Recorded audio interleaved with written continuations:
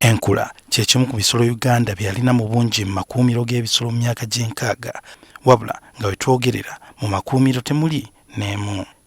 Enkula eziriwo kati ziri 27 zokka era nga zino zikuumirwa ku Ziwa Rhino Sanctuary esangibwa e Nakasongola nga zirabirirwa bannakyewa. Enkula ezaali mu Uganda zaasanyizibwawo mu ntalo mu myaka g'78 abaaziyiga nga bazittanga okuziggyako amayembe gaazo agamanyiddwa ennyo okubeera ag'omuwendo. Uganda okuddamu okufuna ensolo zino baali bazira Kisaabagijuna nga kati waliwo enkula 27 ezikuumirwa ku Ziwa Rhino Sanctuary. Government kati eri mu nteekateeka ez'okutwala enkula mu makuumiro ag'ebisolo ag'enjawulo nga kye balinda kati ye nnamba yaazo okweyongerako. In the next financial year we plan of 2021-2022 we'll be doing translocations. So that is how it is planned, and we started with a feasibility study last financial year.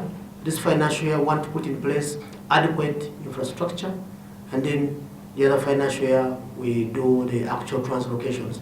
Ab'ekitongole ekirwanira enkula mu ggwanga ki Rhino Fund bagamba nti basanyufu olwa nnamba y'enkula etandise okweyongerako. And this year alone we are having 5 new babies born in the sanctuary. So we have 5 calves right in the sanctuary born this year alone.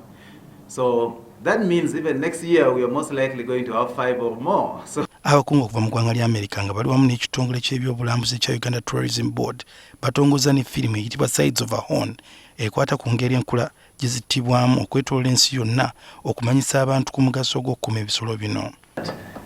This is reality, and all of the steps that you're taking to involve the community in the conservation of the rhino, and I just think it's incredible. So I can't wait to see the work you're doing. Kilo emu y'ejjembe ly'enkula egula $60 eza $, oba obukadde 24 eza Uganda, ng'ensonga lwaki ebisolo bino birumbibwa nnyo. Sohel Mugabi, NTV, Akawungezi.